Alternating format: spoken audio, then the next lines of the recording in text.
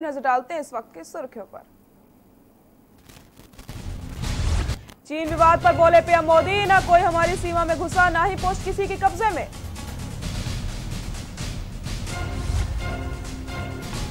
चीन सीमा विवाद पर सर्वदलीय बैठक में सोनिया गांधी ने सरकार पर दागे सवाल। चीन की सेना ने कब किया लद्दाख में घुसपैठ। मध्य प्रदेश में 2 सीटों पर बीजेपी का कब्जा। बीजेपी से ज्योतिरादित्य सिंधिया राज्यसभा चुनाव जीते, कांग्रेस से जीते दिग्विजय सिंह।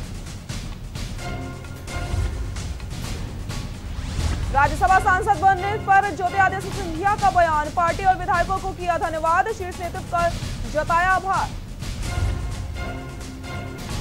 शिवराज ने की चीनी सामान का बहिष्कार करने की अपील। कहा सेना को चीन का जवाब देगी, हम उसे आर्थिक रूप से तोड़ेंगे।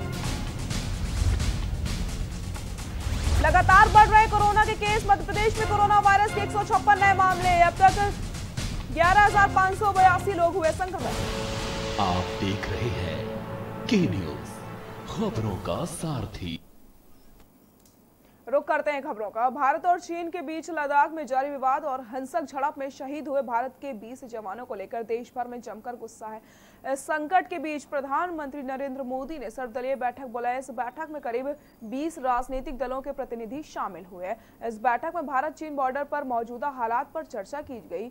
सर्वदलीय बैठक के दौरान कांग्रेस अध्यक्ष सोनिया गांधी ने मोदी सरकार पर सवाल दागे तो एनसीपी अध्यक्ष शरद पवार ने संवेदनशील मुद्दों को ध्यान में रखते हुए नसीहत भी दी। उन्होंने कहा कि चीन सीमा पर सैनिक हथियार लेकर गए या नहीं, यह अंतर्राष्ट्रीय समझौता के आधार पर तय होता है। हम सभी को संवेदनशील मुद्दों का ध्यान रखना चाहिए।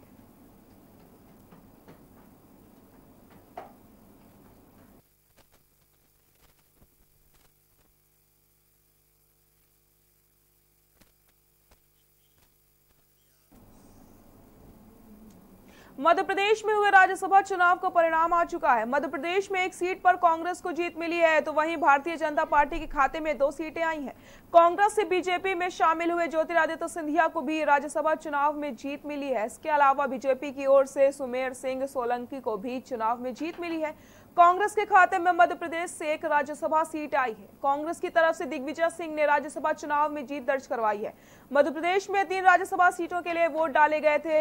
यहां कुल 4 उम्मीदवार मैदान में थे। बीजेपी और कांग्रेस ने 2-2 उम्मीदवारों को चुनावी मैदान में उतारा था।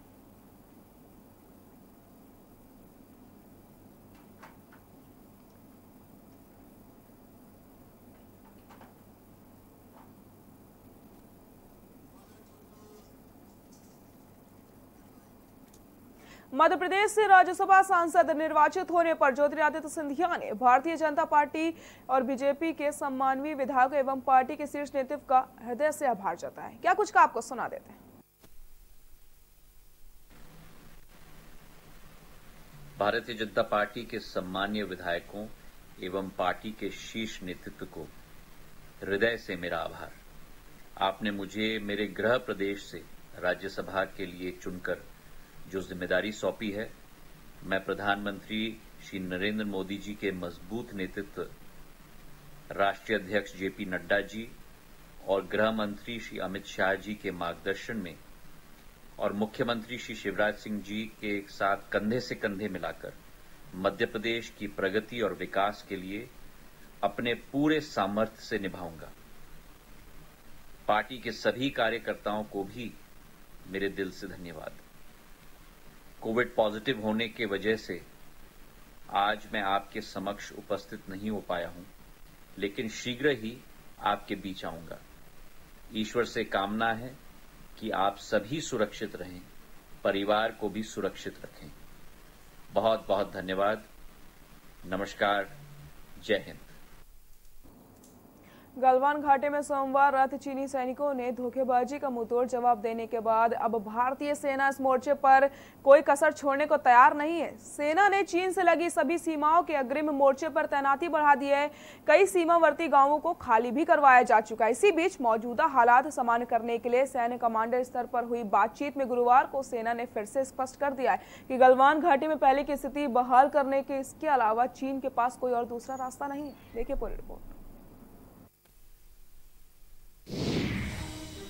भारत चीन विवाद पर बढ़ी तकरार। चालबाज चीन पर चौतरफा वार। उत्तराखंड के बॉर्डर पर किया गया अलर्ट। बॉर्डर पर भारत ने बढ़ाई चौकसी। आईटीबीपी के जवानों की संख्या बढ़ाई गई। बॉर्डर के कई गांव भी खाली करवाए गए। नेटवर्किंग सिस्टम भी बंद करने की खबर। अब की बार चीन पर तगड़ा प्रहार। भारत चीन के बीच तकरार बढ़ती जा रही है। गलवान घाटी में चीनी सैनिकों की धोखेबाजी का मुंहतोड़ जवाब देने के बाद अब भारतीय सेना इस मोर्चे पर कोई कसर छोड़ने को तैयार नहीं है। सेना ने चीन से लगी सभी सीमाओं के अग्रिम मोर्चे पर तैनाती बढ़ा दी है। कई सीमावर्ती गांवों को भी खाली कराया जा रहा है। इस बीच मौजूदा हालात सामान्य करने के लिए सैन्य कमांडर स्तर पर हुई बातचीत में गुरुवार को सेना ने फिर स्पष्ट कर दिया है कि गलवान घाटी में पहले की स्थिति बहाल करने के अलावा इसका चीन के पास कोई दूसरा रास्ता नहीं है। वहीं गलवान घाटी पर दावा ठोकने की चालबाजी में लगी चीनी सेना के रुख के कारण लगातार तीसरे दिन भी बातचीत का कोई हल नहीं निकला। हालांकि बैठक के नतीजों को लेकर दोनों पक्षों की ओर से कोई आधिकारिक बयान नहीं दिया गया। भारत चीन के सैन्य कमांडर स्तर की बैठक गुरुवार को भी गलवान घाटी के पॉइंट 14 के करीब हुई, जहां सोमवार की रात भीषण हिंसक झड़प में 20 भारतीय सैनिक शहीद हुए थे। सामरिक सूत्रों ने फिर बताया कि चीन भले ही इस घटना में अपने हताहतों की संख्या पर मुंह नहीं खोल रहा, मगर उसके करीब 45 सैनिक हताहत हुए। इस बीच भारतीय सेना ने अमेरिकी अखबार की रिपोर्ट का खंडन करते हुए स्पष्ट किया है कि भारत का कोई सैनिक सोमवार की झड़प के बाद से लापता नहीं है। गलवान घाटी की घटना के बाद भारतीय फौज ने यहां पर अपने सैनिकों का जमावड़ा बढ़ा दिया है। इतना ही नहीं, इस जगह से करीब 2-3 किलोमीटर दूर सेना के दर्जनों ट्रक अपने जरूरी संसाधनों के साथ खड़े हैं। वहीं चीन ने भी गलवान घाटी से 1 किलोमीटर दूर LAC के पार अपने इलाके में सैन्य वाहनों और सैनिकों का जमावड़ा कर रखा है। वहीं चीनी सेना अब गलवान घाटी में संघर्ष के इलाके से पीछे हटने को तैयार नहीं है। भारत भी चालबाज चीन का गला दबाने में जुटा हुआ है और भारत चौतरफा हमला के साथ आर्थिक स्तर पर भी कमजोर करने में जुटा हुआ है और हर स्तर पर हमले की रणनीति तैयार कर ली है। कुल मिलाकर अब चीन की कोई गुस्ताखी माफ नहीं की जाएगी। स्पेशल डेस्क के न्यूज इंडिया।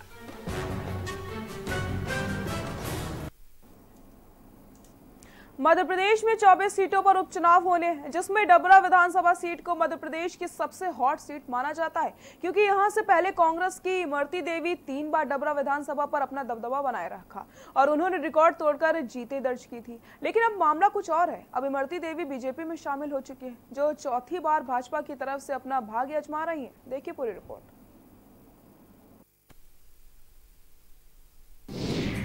मध्य प्रदेश में उपचुनाव को लेकर रस्साकशी। बीजेपी और कांग्रेस दोनों ने झोंकी ताकत। दांव पर लगी दिग्गज नेताओं की साख। उपचुनाव में सबसे हॉट सीट मानी जा रही है डबरा।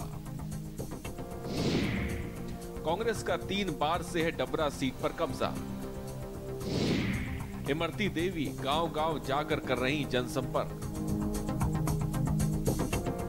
मध्य प्रदेश में 24 सीटों पर उपचुनाव होने हैं, जिसमें से डबरा विधानसभा सीट को मध्य प्रदेश की सबसे हॉट सीट माना जा रहा है, क्योंकि यहां से पहले कांग्रेस की इमरती देवी 3 बार डबरा विधानसभा पर अपना दबदबा बनाए रखा है और उन्होंने रिकॉर्ड तोड़ जीत भी दर्ज की है। लेकिन अब मामला कुछ और है और अब इमरती देवी बीजेपी में शामिल हो चुकी हैं, जो चौथी बार भाजपा की तरफ से अपना भाग्य आजमा रही हैं, क्योंकि डबरा विधानसभा सीट मध्य प्रदेश के गृह मंत्री डॉक्टर नरोत्तम मिश्रा का गृह निवास है और इमरती देवी ज्योतिरादित्य सिंधिया की कट्टर समर्थक हैं। इसलिए दोनों की साख इस विधानसभा सीट पर टिकी हुई है, जिसे हथियाने के लिए कांग्रेस अपनी जी जान एक करने में लगी है।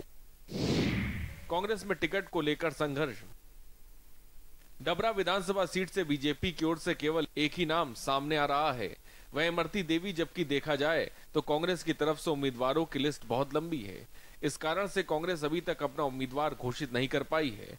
कुछ दिनों पहले पूर्व मंत्री विजय लक्ष्मी साधु और पूर्व मंत्री लाखन सिंह ने भी कार्यकर्ताओं के साथ डबरा में एक सभा ली थी, जिसमें उन्होंने बताया था कि सर्वे के अनुसार ही टिकट की घोषणा की जाएगी। टिकट की दावेदारी के लिए सभी उम्मीदवार अपनी ताल ठोक के नजर आ रहे हैं। अब देखना ये होगा कि कांग्रेस किसे अपना प्रत्याशी बनाती है और किसे मायूस करती है। कांग्रेस में जो डैमेजर था, जो विस्फोटक व्यक्ति था, वो भारतीय जनता पार्टी में चला गया है। कांग्रेस में कहीं कोई ऐसी बात नहीं है। अब सिर्फ और सिर्फ विस्फोटक व्यक्ति की वजह से भारतीय जनता पार्टी में बड़े बड़े विस्फोट कभी किसी के कॉन्टेक्ट में नहीं रहते। लोगों का भारतीय जनता पार्टी से मन भर गया, उनके सिस्टम से मन भर गया, तो हमारे यहाँ यदि आएंगे तो स्वागत है। अभी मैं कल एक चैनल पर देख रहा था, लोग कह रहे थे कि जो है आदरणीय दिग्विजय सिंह जी ने उनको जोशी जी को हाथ फेरा, उनको सेट किया। मैं ऐसा मान के चलता हूँ, कांग्रेस का ये कल्चर नहीं है। कांग्रेस के लोग हमेशा एक सिस्टम से काम करते हैं, गांधीवादी लोग हैं। हम लोग कभी ये खरीद फरोख्त पर विश्वास नहीं। इंडिया की औकात का आपको पता लग रहा होगा कि आजकल 2 कौड़ी के कार्यकर्ताओं को फोन लगा रहे हैं और उनकी हैसियत देखिए, उनकी हैसियत हमेशा कांग्रेस में हुआ करती है। कांग्रेस से चलेगा, उनको पता लग जाएगा ये डबरा में 5 पार्षद के टिकट नहीं दिला पाएंगे। मतदाता कार्यकर्ता जिसको चलेगा उसको टिकट मिलेगा। ये मेरा, ये तेरा, ये सब चीजें प्रजातांत्रिक देश है, लोकतंत्र यहाँ जिंदा है। तो कांग्रेस का लोकतंत्र बहुत मजबूत है, सबको अधिकार है टिकट का। देखिए, ये विपरीत परिस्थितियों में चुनाव लादे गए हैं। अच्छी भली सरकार चल रही है, कुछ बिकाऊ लाहौल नहीं, क्योंकि ये जनता ने 5 साल के लिए मैंडेट दिया था, 5 साल के लिए चुनकर इन लोगों को भेजा था। ये अपमान हुआ है मतदाता का, ये अपमान हुआ है कांग्रेस के कार्यकर्ता का। कांग्रेस में विरोधाभास का दौर जारी।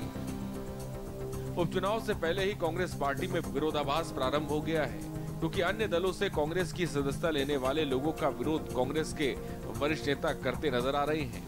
कांग्रेस के वरिष्ठ नेता महाराज सिंह राजौरिया का मानना है कि हम कई वर्षों से कांग्रेस में कार्य कर रहे हैं, इसलिए पहले उपचुनाव में जो कार्यकर्ता कांग्रेस में 15 सालों से कार्य कर रहे हैं उन्हें मौका मिलना चाहिए, और यदि उन्हें मौका नहीं मिलता तो हम इसका विरोध करेंगे। जो वरिष्ठ नेतृत्व है, अगर उन्हें टिकट देते हैं तो हम सहमत हैं। जिसको भी पार्टी टिकट दे, हम उसको के लिए जी जान लगा के मेहनत करेंगे, चुनाव जिता के लिए, ये हमारा वादा रहा।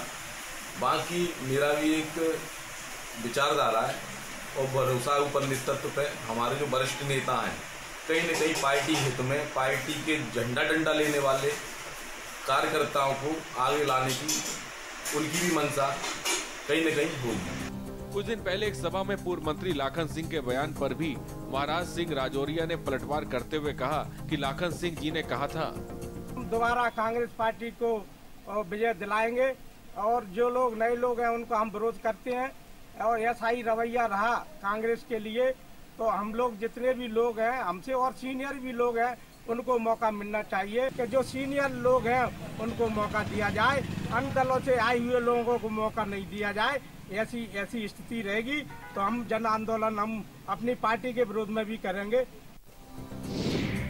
बीजेपी उपचुनाव को जीतने में लगा रही जोर। भाजपा ने अपना उम्मीदवार इमरती देवी को घोषित कर दिया है। इमरती देवी हर रोज गांव-गांव जाकर जनसंपर्क कर रही हैं। उनके साथ भाजपा के कई वरिष्ठ नेता भी सभा में सम्मिलित हो रहे हैं। इससे ये अनुमान लगाया जा सकता है कि भाजपा की ये एकजुटता कहीं न कहीं कांग्रेस पर भारी पड़ जाए।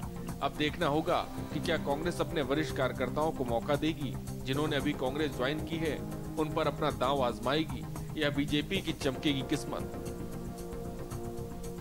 डबरा से के न्यूज इंडिया के लिए राजेश कुमार सोनी की रिपोर्ट।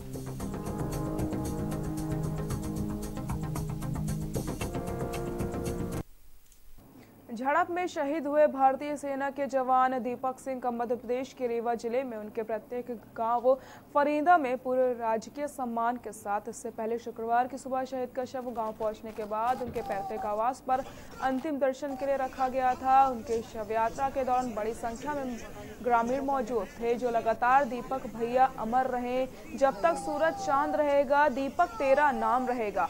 वहीं अंतिम संस्कार में मुख्यमंत्री शिवराज सिंह रीवा के ग्राम फरीदा पहुंचे। अमर शहीद जवान दीपक सिंह के अंतिम संस्कार में शामिल हुए। शहीद जवान को कंधा देकर आखिरी विदाई दी।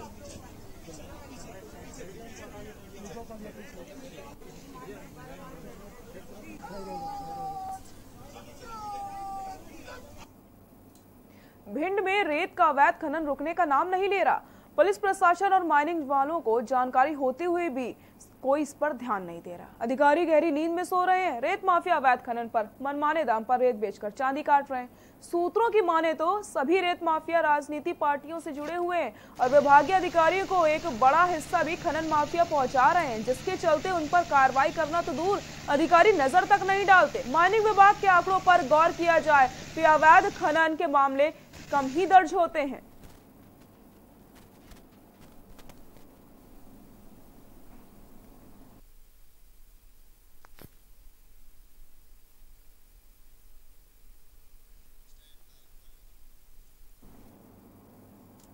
खबर विदिशा से है, जहां लुटेरे पुलिस ने चोरी का बड़ा खुलासा करते हुए चोर को गिरफ्तार कर लिया, जिससे 3 लाख से अधिक चोरी का माल भी बरामद कर लिया गया।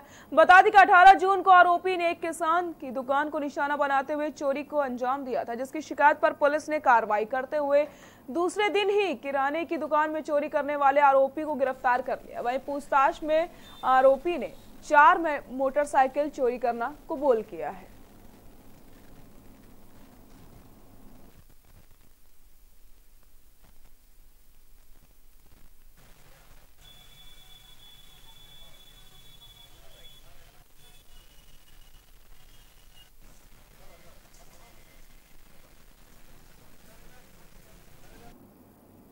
एमपी के चंदेरी में पुलिस को सफलता हाथ लगी है। यहाँ पुलिस ने 2 वारंटी पकड़े हैं जो काफी समय से फरार चल रहे थे, जिन्हें पुलिस ने दबोच लिया। पकड़े गए वारंटियों को कोर्ट में पेश किया गया, जहां से उन्हें जेल भेज दिया गया।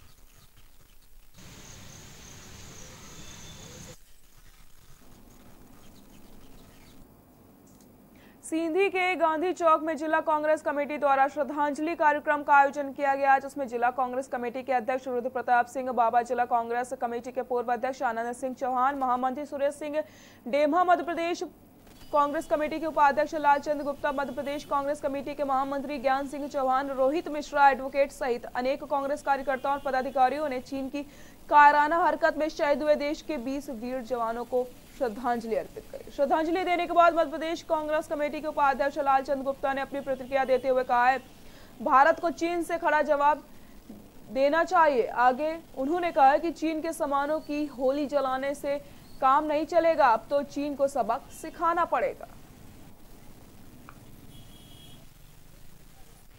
ईश्वर उनको शक्ति प्रदान करे।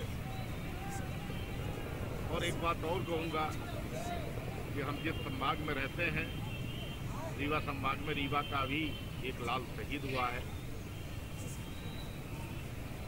उनको भी सच्ची श्रद्धांजलि अर्पित करते हैं।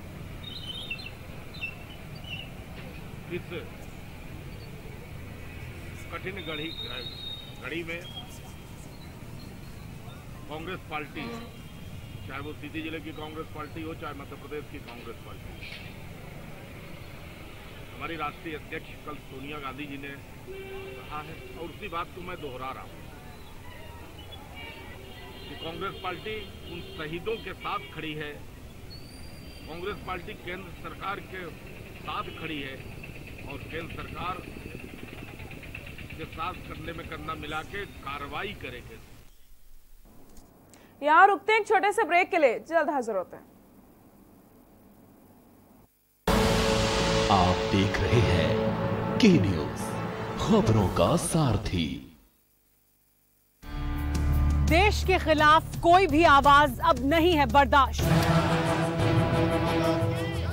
राष्ट्र से बड़ा कौन, अब नहीं रहेंगे मौन। परवाह देश की, सोमवार से शुक्रवार रात 10 बजे TV9 भारतवर्ष, अब तो सब देख रहे हैं।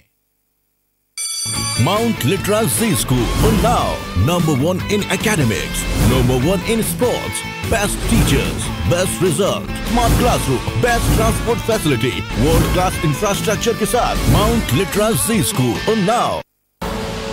आप देख रहे हैं के न्यूज, खबरों का सारथी।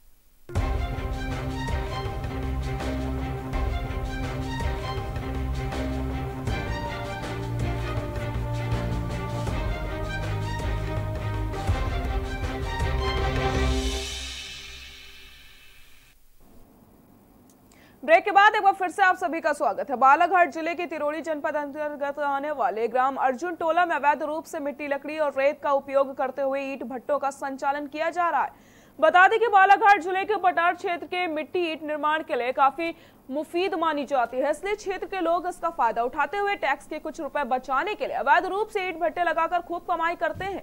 ईंट बनाने के लिए जंगल से लकड़ी और नदी नालों से चोरी छिपे रेत भी लाई जाती है। ऐसे ही एक ईंट भट्टा संचालक ने अवैध ईंट भट्टा संचालन की बात स्वीकार करते हुए इस अवैध काम में जिम्मेदारों की मिलीभगत की बात प्रत्यक्ष रूप से स्वीकार कर ली। वहीं प्रभारी तहसीलदार शोभना ठाकुर से मामले की जांच कर कार्रवाई करने की बात कर रही हैं।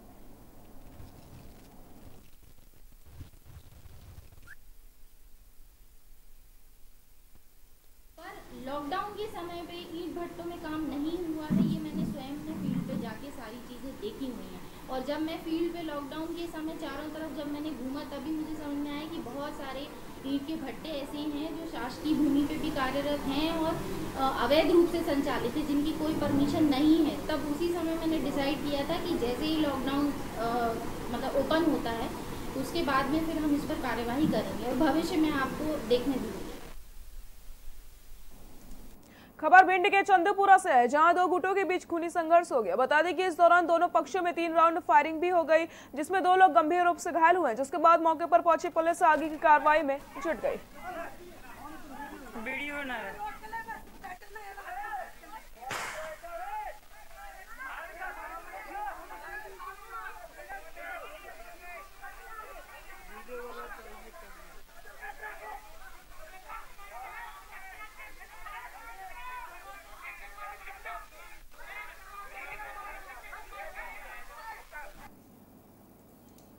चंदेरी पूर्व मुख्यमंत्री एवं कांग्रेस के वरिष्ठ नेता दिग्विजय सिंह एवं अन्य कार्यकर्ताओं पर भाजपा द्वारा बदले की भावना से झूठी आपराधिक कार्रवाई करने के विरुद्ध ज्ञापन अनुविभागीय अधिकारी तहसील चंदेरी के माध्यम से राज्यपाल को सौंपा गया है, जिसमें मांग करी गई है कि पूर्व मुख्यमंत्री दिग्विजय सिंह एवं अन्य कांग्रेसी कार्यकर्ताओं पर जो बदले की भावना से आपराधिक प्रकरण भोपाल में दर्ज किए गए हैं, उसका हम कांग्रेसी कार्यकर्ता विरोध करते हैं और झूठे प्रकरण तुरंत वापस लिए जाने की मांग भी करते हैं। ज्ञापन के पहले नवनियुक्त ब्लॉक कांग्रेस के अध्यक्ष विवेक कांत भार्गव का सभी वरिष्ठ कांग्रेसियों ने पुष्पहार पहनाकर उनका स्वागत किया और उनके उज्जवल भविष्य की कामना करी।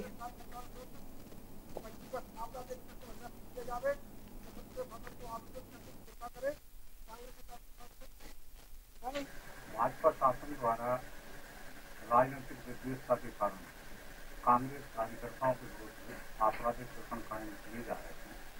इसके विरोध में हम लोगों ने ज्ञापन दिया है।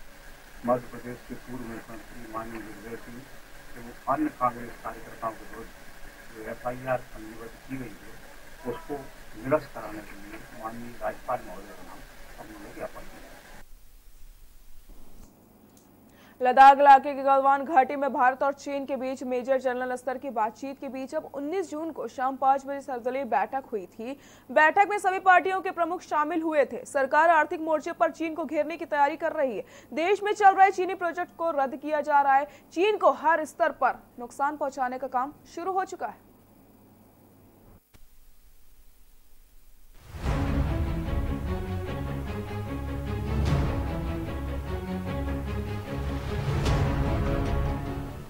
लद्दाख के पास गलवान घाटी में भारत और चीन के सैनिकों के बीच हुए संघर्ष और इसमें कई भारत के 20 जवानों की जान के बाद तनाव बढ़ गया है। पूरे देश में इस घटना के बाद गुस्सा है और जिसका असर अब सरकार के लेवल पर भी दिख रहा है। चालबाज चीन कई मौकों पर देश को धोखा दे चुका है। ऐसे में सरकार हो या सेना कोई भी किसी भी तरह की ढील नहीं बरतना चाहता है। ऐसे में चीन को इस बार करारा जवाब देने के लिए चौतरफा वार किया जा रहा है। सीमा पर जवाब देने के साथ साथ भारत ने अब चीन की आर्थिक घेराबंदी भी शुरू कर दी है।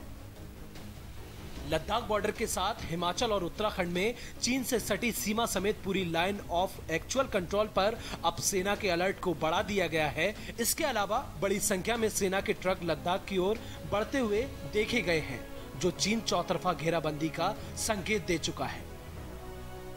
जवानों की शहादत के बाद देश में चीन के खिलाफ माहौल बना है। कई शहरों में लोग सड़कों पर भी उतरे हैं।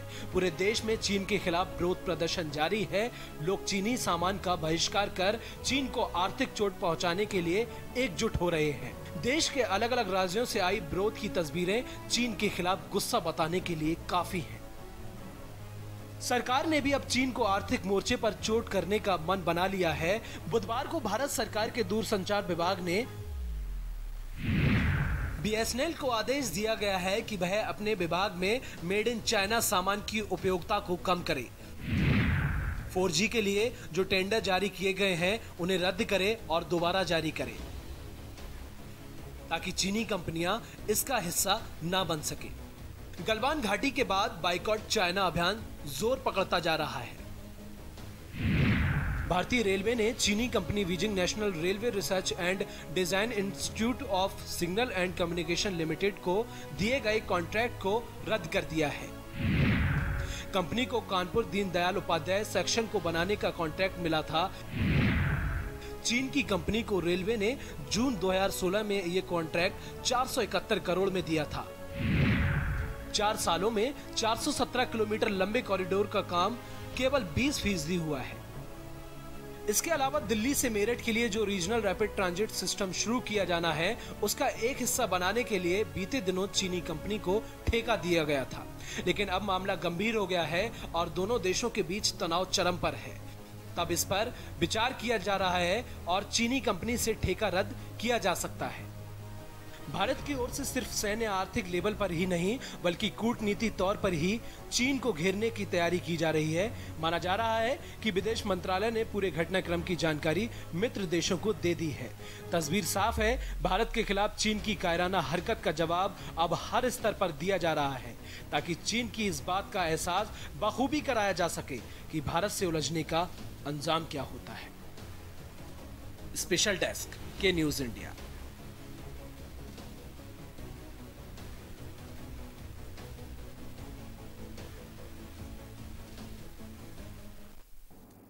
बुलेटिन में फिलहाल के लिए इतना ही। देखते रहिए के न्यूज इंडिया। नमस्कार।